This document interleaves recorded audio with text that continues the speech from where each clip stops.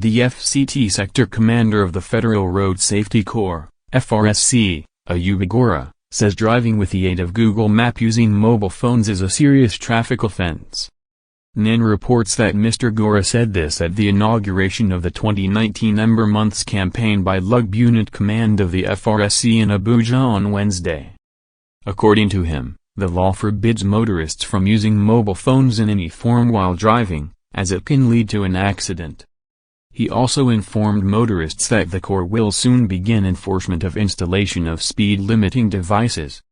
Mr. Gora advised motorists, especially commercial vehicle operators, who have yet to install the device to do so.